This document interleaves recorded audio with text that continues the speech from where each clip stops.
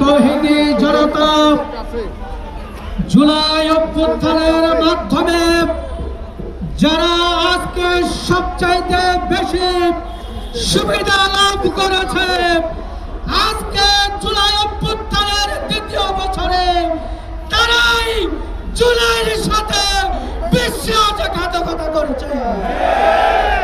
সুতরাং আজকের এই বর্ষপূর্তিতে আমরা মিষ্টি বিতরণের জন্য আসিনি, আমরা ফুল দেওয়ার জন্য আসিনি, আমরা এসেছি জুলাই অভ্যুত্থানের সাথে যারা বিশ্বাসঘাতকতা করেছে তাদেরকে প্রতিরোধ করার জন্য।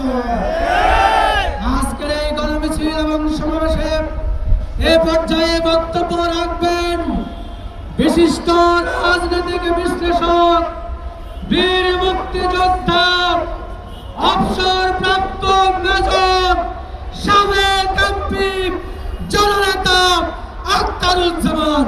বক্তব্য রাখছেন অবসরপ্রাপ্ত মেজর জনাব আখতারুজ্জামান।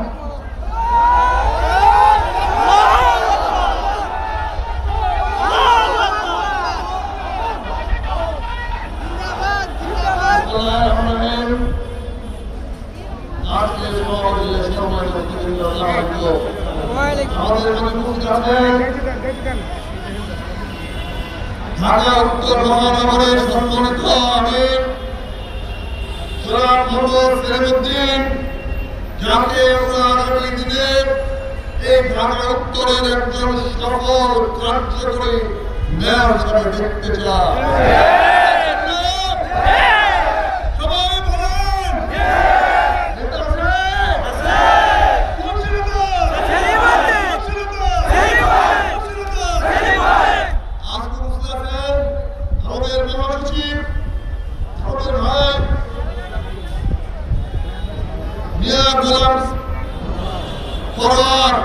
আগামী দিনের বাংলাদেশের কর্ণধার, ইসলামের ঝান্ডা উড়াবেন, যিনি বাংলাদেশ ইসলাম কায়েম করার জন্য টেকনাফ থেকে তেঁতুলিয়া পর্যন্ত বাংলাদেশ ইসলাম কায়েম করবেন আমাদের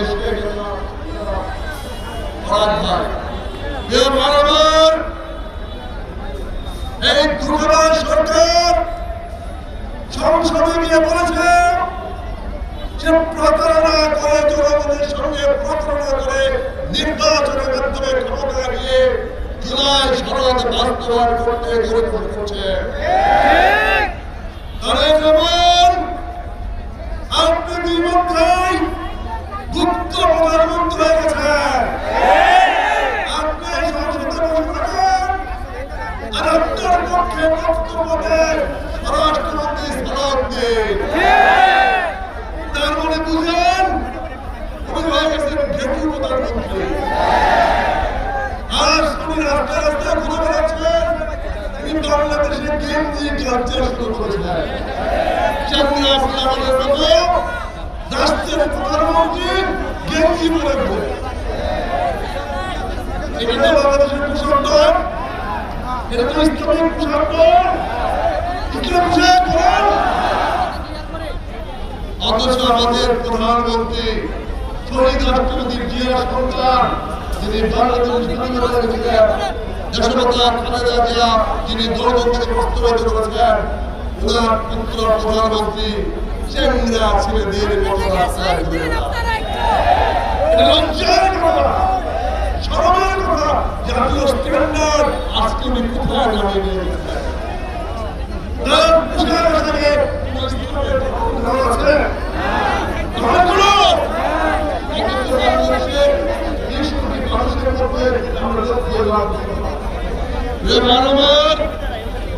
আজকে এনসিপির ছেলেদের হামলা করা হচ্ছে।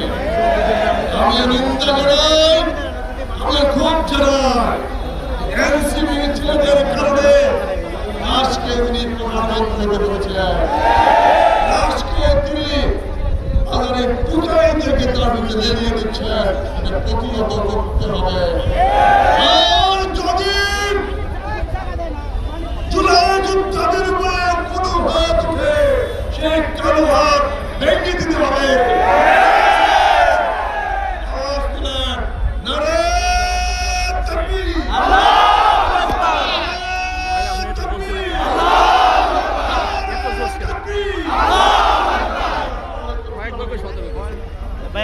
একটু ফ্রিজে ক্যামেরা নেন, আপনি একটু ক্যামেরা লিখে আমি কয়েকবার করে বলছি যে আমরা আপনি এক সাইডে বন্ধুগণ, আমি যুব থাকবই একটু নিচে নামি তাহলে 10 টাকা গণহত্যা, আপনি নিচে নেন ভিডিও গণভোটের গণরায় বাস্তবায়ন, জুলাই গণহত্যায় জড়িত ফ্যাসিস্ট হাসিনার হত্যায় দোষরদের অবিলম্বে বিচারের কাঠগড়ায় দাঁড় করাতে হবে।